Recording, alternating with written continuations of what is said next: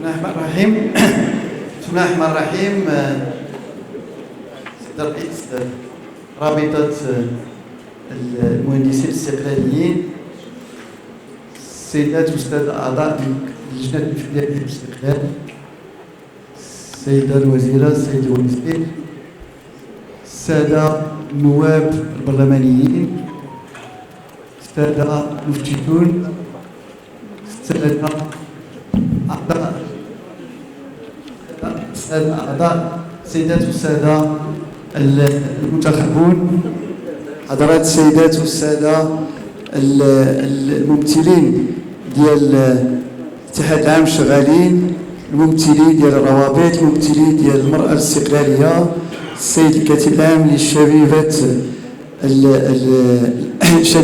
الشغيلة، السادة الممثلين ديال الشبيبة الاستقلالية، أعضاء العائلة الاستقلالية الحاضرين معنا، إخواني، أنني جيت سعيد بالحضور معكم في هذا اللقاء. Et je voudrais, par la même occasion, remercier la Fondation Konrad Adenauer qui a toujours été à nos côtés et qui fait partie de la grande famille en fait de l'Internationale démocratique du Centre.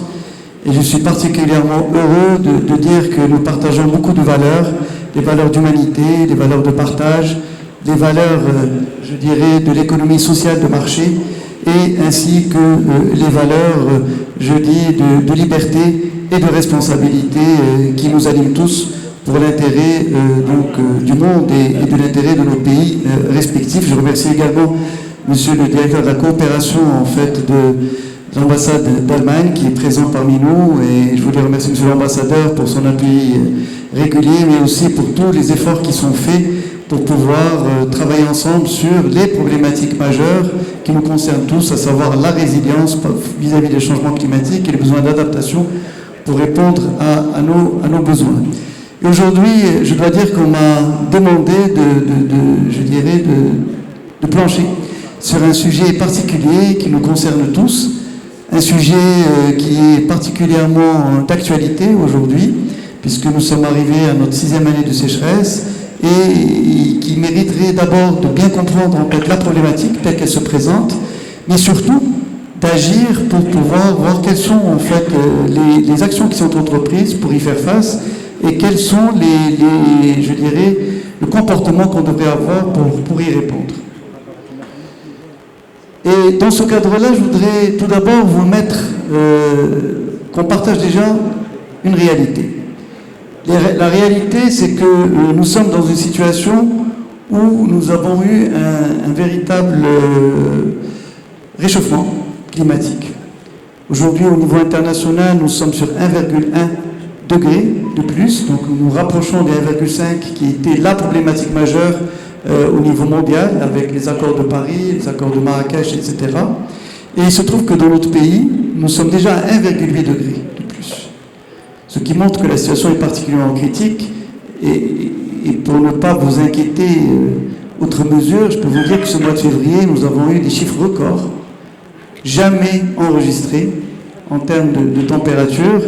Et pour la ville d'El Jadida, qui est une ville côtière, nous sommes passés d'un niveau de température de 26 degrés comme record, et nous avons atteint au courant de ce mois 34 degrés.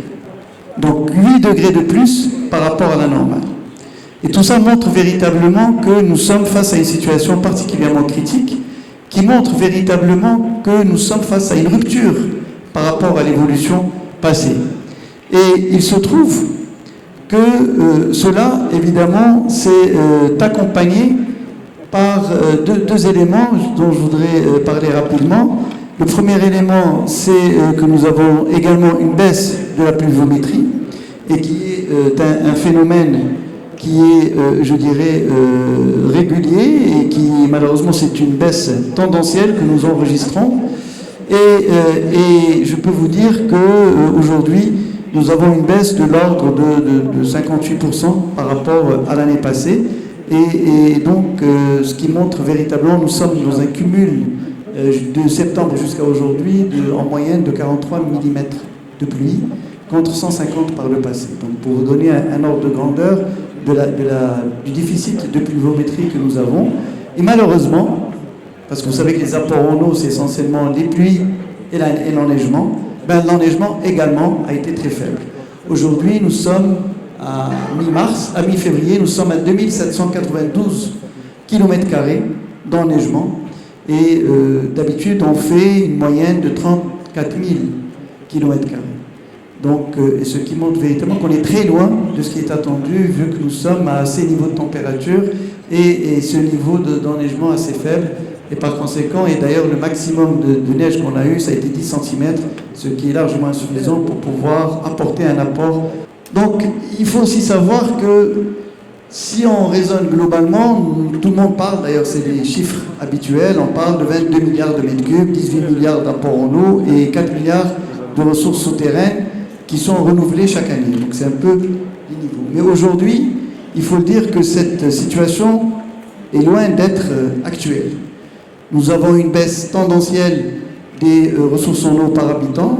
Monsieur le directeur en parlait tout à l'heure. Donc nous étions à 2560 mètres cubes par habitant par an. Nous sommes autour de 600 mètres cubes par habitant par an. Aujourd'hui, nous allons vers 500 mètres cubes par habitant par an à l'horizon 2030. Ce qui montre véritablement que nous avons dépassé la logique du stress hydrique, nous rentrons dans la logique de la pénurie hydrique. Donc ça, c'est un changement radical que nous vivons. Deuxième élément important, si on prend la moyenne en fait des apports en eau, on parlait de 22 milliards dans les années passées, aujourd'hui nous sommes sur une moyenne qui tourne autour global, donc autour de 14,6 milliards. Mais ce qui est important, c'est que ces apports en eau sont particulièrement inégaux. Nous avons 51% des ressources en eau qui sont concentrées sur 7% du territoire. Ce qui veut dire qu'aujourd'hui, quand on parle de 600 mètres cubes par an par habitant, dans la réalité, nous sommes en fait à 1000 dans les régions du Locos, 1200 mètres cubes par an, et au niveau du sud du Maroc, nous sommes à 100 mètres cubes par habitant par an. Donc pour vous montrer, la deuxième difficulté, c'est que c'est une répartition particulièrement inégale, ce qui rend les choses particulièrement compliquées. Et aussi que si on raisonne par rapport aux apports annuels, par rapport au barrage, le constat qu'on fait est le suivant. C'est que nous avons aujourd'hui, de 1945 à 2022, nous sommes en moyenne à 11 milliards 625. Donc on n'est plus sur les 22 milliards dont on parlait. Et ce qui est important aussi de constater, c'est que en fait, nous nous trouvons face à deux situations particulières. La première, c'est que le niveau d'eau des apports a connu une baisse continue. On était 22 milliards, on est descendu à 18 milliards, ensuite on est descendu à 15 milliards, nous sommes descendus à 11 milliards, et aujourd'hui, si on raisonne par rapport aux 5 dernières années, nous sommes en moyenne autour de 3 milliards de mètres cubes. Donc ça, c'est les apports qui arrivent au niveau des barrages. Et donc c'est ce qui explique en fait cette baisse tendancielle du niveau des barrages que nous avons. Et deuxième élément important, c'est que cela, évidemment, se traduit, vu les besoins d'agriculture, vu les besoins d'eau potable, par une surexploitation des nappes souterraines. Comme je vous disais, nous avons 4 milliards de mètres cubes qui se renouvellent chaque année. Aujourd'hui, il se trouve que nous consommons 5 à 6 milliards de mètres cubes. Donc, c'est-à-dire que nous baissons de manière assez importante nos nappes souterraines, ce qui veut dire qu'on est en train de consommer nos réserves d'eau pour le futur. Et qui pose un véritable problème. Est-ce que véritablement on les aura demain pour pouvoir répondre aux problématiques posées? Troisième élément que je voulais dire, c'est qu'il se trouve que le pays a été, je dirais, avait anticipé cette situation grâce à Sa Majesté le Roi Hassan II, que Dieu ait son âme, qui a lancé la politique des barrages et qui a été poursuivi par le souverain, Sa Majesté le Roi Mohamed VI. Et dans ce cadre, nous pouvons dire que nous avons aujourd'hui 153 barrages ayant une capacité de 20 milliards de mètres cubes de stockage. Ce qui est quand même assez important vu les besoins que nous avons. Et nous avons évidemment, en termes de stations de dessalement d'eau, nous sommes aujourd'hui à 15 stations de dessalement avec une capacité de production de 192 millions de mètres cubes. Mais comme j'ai eu l'occasion de le dire, le problème c'est que les besoins d'irrigation sont assez importants, les besoins d'eau potable ne font qu'augmenter avec l'augmentation de la population, et ce qui fait que les apports en eau que nous avons, nous sommes obligés de les répartir pour répondre à ces besoins. Et le constat, c'est qu'aujourd'hui, nous étions en moyenne autour de 85% des ressources en eau additionnelles qui allaient vers l'agriculture. Aujourd'hui, du fait que les apports sont particulièrement bas, nous avons par exemple aujourd'hui, sur les apports en eau étaient autour de 3 milliards de mètres cubes entre 2022 et 2023. Donc on a donné 1 milliard 400 millions de mètres cubes à l'agriculture et près d'1 milliard pour l'eau potable. Donc on est tombé dans une logique de 60-40%.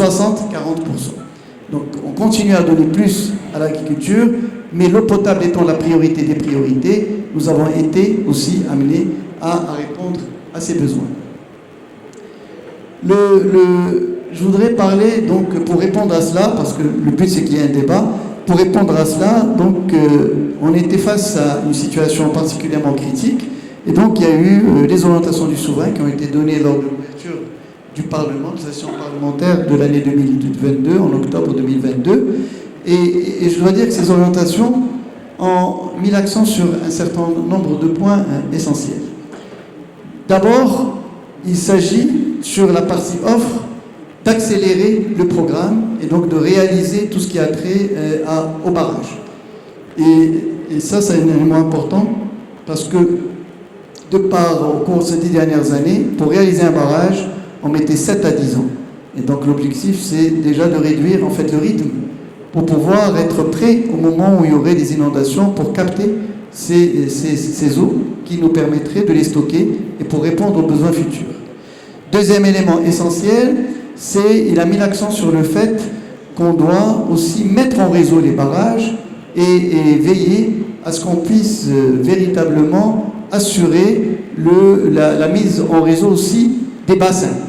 C'est ce qu'on appelle les autoroutes de l'eau, pour pouvoir faire en sorte à ce que l'eau qui allait en mer, ces surplus d'eau qui allait en mer, qu'il puisse être récupéré pour qu'il puisse être, je dirais, mis à la disposition des régions qui en ont le plus besoin.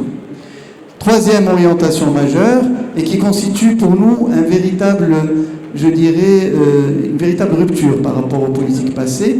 Dans le passé, on mettait l'accent essentiellement sur ce qu'on appelle les eaux conventionnelles, à savoir la partie barrage et la partie nappe souterraine. Aujourd'hui, on va plus mettre l'accent sur le dessalement de l'eau et sur la réutilisation des eaux usées. Donc ça, c'est un élément essentiel, c'est un changement majeur par rapport aux problématiques passées. Je reviendrai à cela par la suite.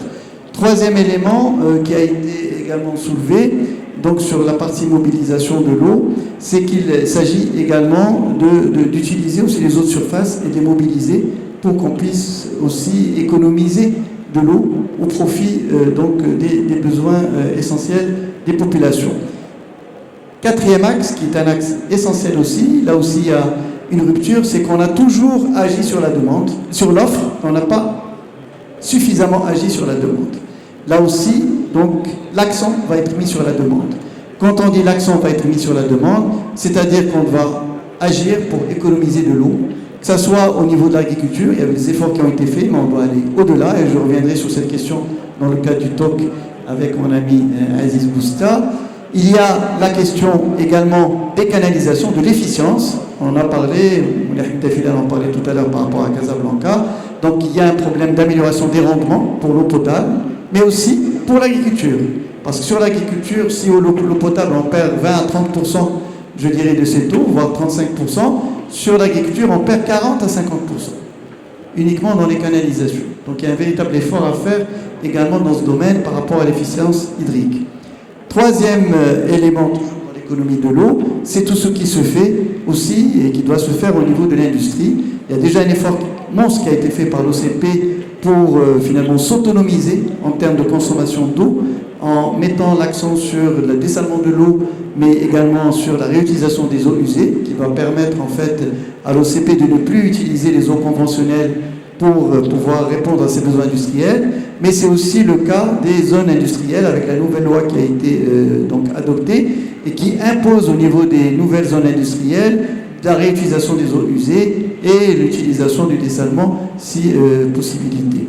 Le troisième élément aussi dans la logique de l'économie de l'eau, il y a aussi le travail qui doit se faire au niveau des citoyens, parce que aussi ce sont des acteurs importants, même si les gens disent oui, l'eau potable de toute façon il ne consomme que 15% des besoins en eau, il n'en demeure pas moins. Comme je l'ai dit déjà, nous sommes aujourd'hui à 40% par rapport aux apports, donc on n'est déjà plus à 15%. Et donc l'effort qu'on va faire, c'est un effort qui sera utile pour pouvoir trouver de l'eau demain. Donc ça aussi, c'est un élément essentiel. Et le dernier, je dirais, axe fondamental sur lequel le souverain a beaucoup insisté, c'est la préservation des eaux, des nappes souterraines. Aujourd'hui, il faut le dire, comme je l'ai dit, nous sommes dans une logique de surexploitation et nous ne connaissons pas suffisamment nos réserves en eau.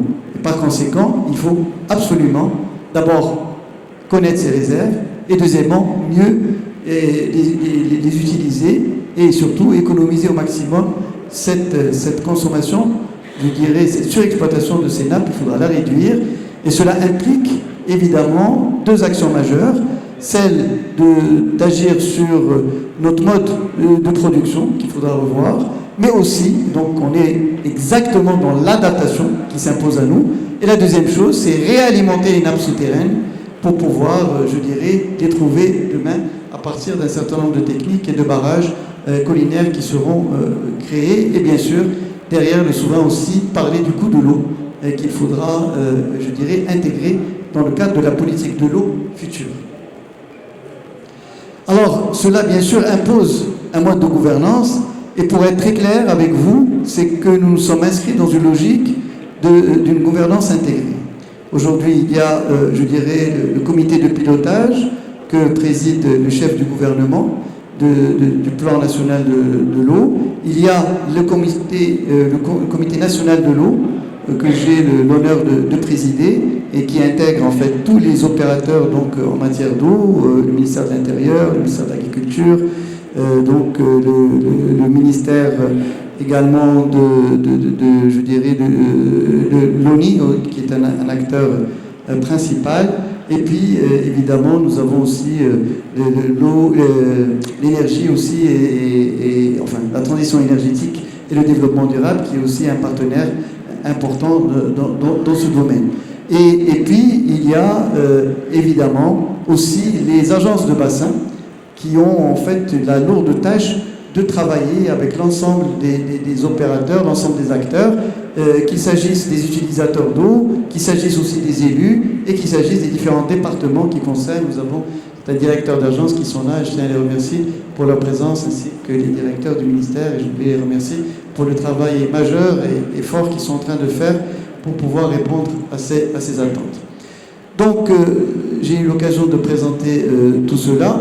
Il y a aussi un point sur lequel je voulais, je dirais, parler, c'est que toutes ces grandes mesures qui ont été définies par le souverain ont déjà commencé à être mises en place. Et je vais vous parler rapidement de ce que nous avons fait. Tout d'abord, sur la partie barrage, nous avons aujourd'hui 18 barrages qui sont en cours de construction et nous avons réduit les délais entre 6 mois et 3 ans sur la réalisation de ces barrages. Je tiens à saluer les opérateurs qui ont bien voulu nous accompagner dans cela, et le ministère des Finances, qui est un acteur aussi important au niveau du Comité national de l'eau, le ministère des Finances qui nous a accompagnés pour accélérer le paiement aussi, parce que quand on va plus vite que ce qui était prévu, donc il faut trouver les moyens, et je dois dire que nous avons eu une mobilisation très forte du ministère des Finances pour nous accompagner. Nous avons eu 1,5 milliard de dirhams l'année dernière, nous avons eu 5 milliards de dirhams supplémentaires dans le cadre de la loi de finances pour 2024 et nous avons mobilisé, le ministère des Finances a mobilisé avec les régions l'équivalent de 6 milliards de dirhams pour répondre au plan d'urgence qui a été arrêté donc sous la présidence du souverain lors de la réunion de travail qu'il a présidée donc le mois dernier. Nous avons également lancé aussi, nous avons mis en eau 4 grands barrages, celui de Tites, Toudra, Agdis et Fasq, et nous allons lancer, Inch'Allah, à la fin du mois de février, le barrage Mdiz, qui est dans la région de Sforo, et qui est aussi un barrage important, et le barrage également qui sera mis en eau au mois de mars-avril, donc au niveau de Husseima, qui est aussi un barrage important, donc qui verra le jour. Nous avons aussi, parlant des barrages, nous avons lancé quelque chose de très important, c'est que nous avons établi un véritable diagnostic de la situation des barrages. Et le constat est que, en refaisant la bathymétrie, que beaucoup de chiffres qu'on avait étaient des chiffres qui étaient faussés par le niveau d'envasement. Et par conséquent, nous avons été amenés à mettre en place un programme de désenvasement des barrages et un programme de surélévation d'un certain nombre de barrages pour pouvoir, parce que le niveau d'envasement est tellement important qu'il est moins cher de construire au-dessus pour pouvoir avoir des barrages beaucoup plus importants. C'est ce qu'on a fait par exemple pour Murtal Soussi ou le barrage Mohamed 5, donc dans la région de l'Oriental, et qui va nous permettre d'avoir plus de capacité et aussi de pouvoir avoir aussi les moyens d'utiliser cela. Donc ça aussi c'est un élément important qui a été fait. Nous avons réalisé le premier grand programme de transfert d'eau et qui a été fait entre le SBOU et le bourg grec. C'est aujourd'hui un programme qui a été réalisé en l'équivalent de 8 mois et qui est monté en charge pour être prêt à 15 mètres cubes secondes en octobre de cette année. Ça a démarré en décembre 2022, donc en octobre 2023, nous étions arrivés à 15 millions de mètres cubes par seconde, 15 mètres cubes seconde, et aujourd'hui nous avons pu transférer 170 millions de mètres cubes. Et je dois vous dire, puisqu'on a beaucoup de Casablancais ici présents, que sans ça, Casablanca, le 18 décembre, aurait eu des coupures d'eau conséquentes. Donc c'est ce transfert, donc c'est la logique de l'anticipation qui nous a permis d'être au rendez-vous avec, je dirais, l'histoire pour pouvoir répondre, et ça a été fait sur instruction royale, pour pouvoir, il y a quand même une mobilisation de 6 milliards de dirhams pour pouvoir réaliser en fait ce projet colossal et qui nous a permis de répondre aux besoins de près de 12 millions de citoyens et citoyennes dans la région de Rabat et Casablanca. Donc ça, c'est aussi un élément essentiel à annoncer et qui a déjà été réalisé. Et nous sommes en train de faire des études pour le tracé, pour aller jusqu'au barrage de Messila, donc pour lier finalement le bassin du Sbou avec le bassin du bourg grec pour aller vers le bassin de Oumbarbé. Et puis, dans un deuxième temps, nous allons lier le bassin du Locos avec le bassin du Sbou, ce qui nous permettra, ça a été aussi sur orientation du souverain, ce qui nous permettra de transférer entre 800 millions et 1 milliard 200 millions de mètres cubes, donc d'eau qui allait en mer, qui va être récupérée pour être utilisée dans les zones qui ont le plus besoin, pour l'eau potable, mais également pour l'irrigation. Les gens du Doukala qui sont avec nous savent que ça fait 4 ans qu'on n'a pas donné d'eau. Et donc aujourd'hui, nous allons pouvoir, grâce à ça, assurer un minimum d'eau pour l'irrigation. Et de la même manière, nous allons assurer l'eau également pour la région du Tchadla, pour je dirais, donc au niveau de Ombrber, et ce qui est aussi un élément essentiel, parce que c'est une région riche, agricole, qui est importante, et bien mer également. Dans ce cadre-là. Nous avons également lancé un certain nombre de petits barrages avec un programme qui a été mis en place avec les régions, avec le ministère de l'Intérieur. Aujourd'hui, la réalisation a démarré des petits barrages et donc qui va permettre de répondre à la problématique de la protection des inondations, mais aussi d'assurer l'eau pour le monde rural et également, demain, de pouvoir alimenter les nappes souterraines. Sur les stations... Aujourd'hui, nous avons en 2023, nous étions en 2021 à 12 stations avec 145 millions de mètres cubes. 2023, nous sommes déjà à 15 stations de dessalement de l'eau avec 192 millions de mètres cubes. Et je tiens à saluer l'office chérifien des phosphates qui a véritablement réalisé en un temps record, également en 8 mois, 2 stations. En fait, il a assuré l'extension de 2 stations importantes, celle de Safi et celle de Jida, qui fait qu'aujourd'hui, au mois de février, ben, nous allons utiliser en fait que 100% des besoins en eau potable des villes de Safi et de Jdida viennent du dessalement.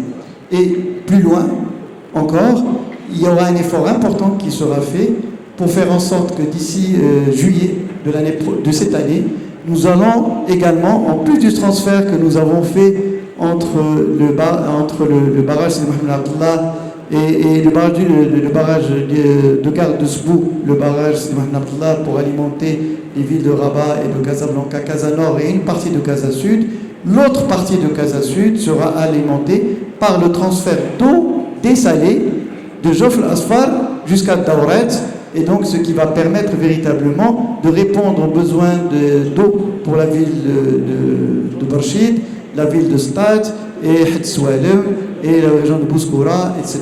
Donc il y a tout un effort important qui est en cours pour pouvoir, en fait, pour être clair, et c'est ça le programme d'urgence qui a été validé et appuyé par le souverain, pour être clair, nous avons une course contre le temps. Notre objectif, c'est que l'été prochain, qu'il n'y ait pas de problème grave au niveau de la ville de Casablanca et des régions avoisinantes. Et nous continuons donc le programme de dessalement. Alors comme vous le savez, aujourd'hui il y a Sidi Fni qui est en cours, qui sera prêt logiquement vers la fin du mois de juillet ou au mois d'août. Et nous avons également la deuxième phase d'Agadir qui sera lancée bientôt. Et nous avons d'autres projets qui sont prévus. On aura donc les projets de Nador, qui est l'un des grands projets, le projet de Casablanca qui va démarrer incessamment. Le projet de Nador, c'est 250 millions de mètres cubes qui va être également lancé. Et nous allons avoir également donc, un certain nombre de projets, 8 autres projets dans plusieurs villes côtières. Pour faire court, nous allons passer de 145 millions de mètres cubes en 2021 à 1 milliard 400 millions de mètres cubes à l'horizon 2030. Nous allons multiplier par 10 nos capacités d'eau dessalée. Et ce qui veut dire que plus de 50%, puisque comme vous le savez, 70% de la population vit dans les villes côtières, je peux vous dire qu'aujourd'hui, grâce à ces efforts, 50% de l'eau potable au niveau de ces populations proviendra du dessalement de l'eau. Et globalement. Donc ce qui veut dire, d'une manière encore plus claire, c'est qu'on va économiser de l'eau qu'on prenait des barrages, que consommer ces populations qui sont installées et concentrées au niveau côtier pour favoriser et assurer l'eau potable au niveau des villes intérieures et au niveau du monde rural, et pour pouvoir, et là aussi j'insiste beaucoup là-dessus, pour pouvoir assurer l'eau pour l'irrigation. Et donc avec ça, nous sommes, toutes ces stations de dessalement vont se faire grâce à l'énergie renouvelable pour avoir le coût le plus bas. Le coût le plus bas que nous ayons aujourd'hui, c'est 3,50 dirhams, c'est-à-dire l'équivalent de 35 d'euros. C'est dans la station de dessalement de Dakhla. Le deuxième coût le plus faible, c'est celui de Casablanca, avec l'équivalent de 45 euros, c'est-à-dire 4,50 dirhams, donc le mètre cube, grâce également aux énergies renouvelables. Et nous allons poursuivre là-dessus pour vous donner un chiffre de comparaison. Pour la station d'Agadir qui s'est faite sans utiliser l'énergie renouvelable, nous sommes à un coût de 12 dirhams le mètre cube. Donc pour vous montrer l'effort qui est fait et qui a été réalisé, donc nous allons poursuivre dans cette logique. Et par conséquent, on est parfaitement dans le nexus eau, énergie, sécurité alimentaire. C'est exactement l'action que nous menons pour pouvoir répondre à nos besoins d'eau potable pour les citoyens, sécuriser l'eau potable pour les citoyens, 100%, c'est ça notre objectif, et derrière, sécuriser plus de 50%, 60% les niveaux d'irrigation au niveau moyen. Donc c'est un peu les grands objectifs que nous sommes fixés pour aller plus loin.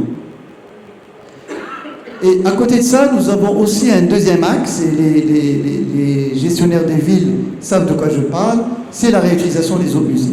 Et là, le ministère de l'Intérieur a lancé un programme, je dirais, majeur, et il s'attaque à des grandes villes comme Casablanca, comme Fès, etc., mais aussi des villes, je dirais, intermédiaires, comme Jdida et autres, où il y a tout un programme pour pouvoir passer de 40 millions de mètres cubes à 100 millions de mètres cubes de réutilisation des eaux usées, c'est-à-dire autant d'eau qui ne sera pas prise des eaux conventionnelles et donc qui sera de l'eau supplémentaire qui sera mise à la disposition des citoyens et de l'irrigation, et en même temps sans parler du fait que ces eaux non conventionnelles vont être utilisées pour les espaces verts, pour les voiries, mais également pour l'agriculture. À côté de ça, évidemment, il y a un point sur lequel donc j'ai déjà parlé tout à l'heure, c'est la partie demande. Alors sur la partie demande, beaucoup d'actions sont entreprises. Nous avons tout d'abord tout le programme qui a été mis en place au niveau du ministère de l'Agriculture pour pouvoir passer, en matière d'irrigation vers le goutte à goutte. Et donc nous sommes aujourd'hui autour de 650 000 hectares. L'objectif, c'est d'arriver à 1 million d'hectares à l'horizon 2030. Donc il y a un effort colossal qui est fait en termes de conversion. Mais il y a aussi tout ce qui a trait également à un point fondamental qui est celui de l'amélioration des rendements au niveau des canalisations, que ce soit au niveau de l'agriculture, au niveau de l'eau potable. Là aussi, il y a des efforts qui ont déjà démarré en la matière. Nous avons aussi tout un programme d'efficacité hydrique des usagers de l'eau, comme j'ai dit, avec l'industrie, mais également avec le tourisme, avec les administrations. Il faut savoir que l'administration consomme 5% de l'eau. Donc, ce qui montre que l'administration aussi a un effort important à faire pour pouvoir assurer, cette économie d'eau, sans parler évidemment des citoyens dont j'ai eu l'occasion de parler. À côté de ça, il y a aussi une action très importante qui a déjà été lancée, c'est celle qui consiste à faire des contrats de nappe. Alors, je vais expliquer de quoi il s'agit. Nous avons des nappes souterraines et nous constatons que ces nappes souterraines, en fait, commencent à baisser de manière conséquente. Nous perdons entre 2 mètres par an jusqu'à 6 mètres par an. Donc, de baisse des nappes souterraines. Donc, face à ces situations, il est essentiel d'agir rapidement. Et dans ce cadre-là, nous nous inscrivons dans ce qu'on appelle la gestion intégrée de l'eau, puisqu'on vise essentiellement à réunir l'ensemble des usagers de l'eau, à définir quelles sont les réalités et la capacité de mobilisation que nous avons, et répartir cela en fonction des années. Et ça, c'est un élément essentiel parce que ça nous a permis de mettre de l'ordre dans un certain nombre de choses. Je vais vous donner un exemple pour ne pas vous prendre trop de temps, qui est l'exemple de la région de Rachidia et de Mski, où nous avons signé avec le ministère de l'Agriculture et les autres opérateurs, ce contrat de nappe. Et je tiens à vous dire que dans ce contrat de nappe, nous avons réduit de moitié les superficies qui étaient autorisées pour faire le palmier dattier. On est passé de 30 000 qui étaient autorisés à 15 000 hectares pour pouvoir, préserver cette eau souterraine et veiller à ce que ces nappes, finalement, puissent être régénérées et exploitées de manière normale pour qu'on ne se retrouve pas avec cette surexploitation qui risquait de tout perdre par rapport à ce qui était prévu. Mais nous l'avons fait également à Zagora, où on a réduit de 75% les surfaces qui étaient prévues pour la pastèque. Cette année, nous avons carrément arrêté la culture de la pastèque au niveau de Tata, au niveau de Zagora, mais aussi dans la région de Nimilel, parce qu'il y a une baisse importante également de l'eau. Mais c'est tout ça pour dire que les contrats de nappe servent à avoir une gestion rationnelle avec des compteurs intelligents pour s'assurer véritablement du respect des parts d'eau qui sont accordées à chacun, des droits d'eau finalement qui sont accordés à chacun. Et puis bien sûr, il y a le volet sensibilisation. Nous avons déjà lancé une campagne, de sensibilisation au niveau des radios, des télévisions. Nous allons avoir une nouvelle campagne qui va sortir, Inch'Allah, au mois de mars, donc avec le Ramadan, et qui va durer toute l'année, sans parler bien sûr d'un portail que nous avons mis en place. En fait, c'est une plateforme ouverte et qui s'appelle Mediana, où nous avons toutes les informations sur l'eau, le niveau des barrages, le niveau des précipitations, etc. Nous avons toutes les actions qui sont entreprises, et je tiens à remercier les agences parce qu'elles nous alimentent en fait ce portail pour donner en fait ces informations. Mais nous avons également, c'est ça en fait, c'est une plateforme contributive, nous avons également les contributions des associations. Qu'est-ce qu'elles font en termes de sensibilisation, les actions qu'elles entreprennent, les conférences comme celle-là qui sont organisées grâce à la Fondation Konrad Adenauer. Donc toutes ces actions sont mises en valeur, mais aussi les travaux de recherche des universités. Et je peux vous dire qu'il y a un vivier extraordinaire au niveau des universités. Beaucoup de choses se font.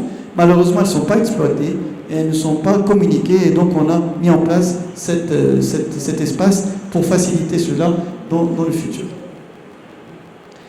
Alors, le plan d'urgence, j'en ai déjà parlé, puisqu'il y a eu un certain nombre de choses qui ont été faites. Je vais revenir également sur deux points importants qui sont inscrits dans le cadre de ce plan d'urgence.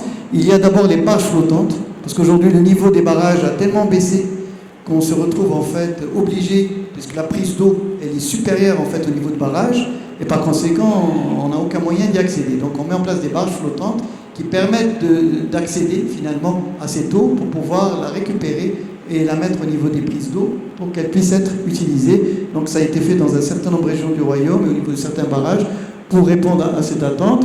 Nous avons aussi tout l'effort qui est fait dans le domaine de la mise en place des stations monoblocs, qui sont des stations mobiles, qui sont mises en place, des stations de 10 litres seconde. On arrive jusqu'à 100 litres seconde pour pouvoir répondre aux besoins de dessalement de l'eau, mais aussi de déminéralisation des eaux saumâtres. Et Dieu seul sait qu'on a des quantités énormes d'eau qui sont, je dirais, saumâtres, et qui sont peu utilisées, qui ne sont pas utilisées. Et aujourd'hui, grâce à ça, nous allons pouvoir les utiliser. Et aujourd'hui, c'est un programme majeur. Ça va être, je dirais, un des programmes phares du plan d'urgence qui va permettre en fait de répondre aux besoins de l'ensemble des provinces du royaume. Il y a un travail important qui a été fait de coopération entre le ministère de l'Intérieur et les agences de bassin pour identifier la cartographie des endroits où il y a ces capacités d'eau pour qu'elles soient placées là où il faut et qu'on puisse en fait assurer cela et qu'on puisse utiliser en fait ces eaux pour les populations rurales, sans parler évidemment des camions-citernes. On va acheter d'autres camions-citernes pour pouvoir, on en a déjà acheté 706 donc l'année dernière, et cette fois on va encore en acheter d'autres pour pouvoir assurer je dirais l'eau pour le monde rural. Et également il y a tout le travail qui a été fait, et je tiens à remercier messieurs les Wali qui ont tenu en fait des réunions importantes pour pouvoir, je dirais, gérer, d'ailleurs il y a des réunions hebdomadaires, cette situation, et qui ont pris un certain nombre de mesures pour pouvoir économiser de l'eau et pour pouvoir aussi rationner en fait l'eau, à savoir la baisse de pression et les autres mesures pour l'interdiction de l'arrosage, de l'eau potable, l'interdiction de l'arrosage au niveau des golfs, etc., etc. Donc il y a beaucoup de mesures qui ont été prises, qui sont évidemment ponctuelles et qui pourront être modifiées en fonction de l'évolution de la situation hydrique au niveau du pays. Alors ça, peut-être, je vais revenir là-dessus tout à l'heure, dans le cadre du débat. Je vais parler d'un point pour finir, c'est qu'aujourd'hui, véritablement, pour être clair, la stratégie de l'eau, la politique de l'eau ne peut pas être une politique de court terme et ne peut pas être une politique d'urgence. Et aujourd'hui, quand on parle de plan d'urgence dans une politique de l'eau, ça veut dire qu'on a failli. Donc aujourd'hui, on est amené à le faire parce qu'il faut rattraper le temps perdu et il faut en même temps agir de manière structurante pour le futur. Et en fait, toutes les mesures d'urgence que nous prenons s'inscrivent, comme celle du transfert, s'inscrivent dans une logique véritable de transformation du pays en termes de développement. Parce qu'à travers le transfert de l'eau, nous avons commencé ce transfert, par exemple, entre le SBO et le bourg grec pour répondre aux besoins urgents que nous avons à Rabat, Casablanca, mais avec le dessalement qui se fera à Casablanca, nous n'aurons plus besoin de cette eau. Et donc, c'est la raison pour laquelle on va plus loin, on va arriver jusqu'au barrage de Messila, la région de Morbe, pour que ces eaux soient utilisées. Et ça va nous permettre d'assurer l'eau pour l'irrigation, la sécurité alimentaire, et également l'eau potable pour la zone du Tensift et les autres zones. Et d'ailleurs, aussi parmi les plans d'urgence, nous avons le dessalement d'eau qui s'est fait à SFI, une nouvelle extension qui va se faire pour répondre aux besoins de la ville de Marrakech. On va transférer de l'eau de Safi à Marrakech grâce à l'OCP, mais aussi à Belgrir, mais aussi à Khribga, mais aussi, je dirais, aux villes à Youssoufia. Donc, et c'est le bassin phosphatique. Donc ces eaux vont arriver et l'eau potable de la ville de Marrakech sera assurée et garantie grâce au dessalement de l'eau. Donc tout ça pour dire que ce que nous faisons aujourd'hui, qui rentre dans le plan d'urgence, en fait s'inscrit dans une vision stratégique. Donc premier point essentiel, c'est qu'il faut une vision. Deuxième point essentiel, c'est qu'il faut de la planification.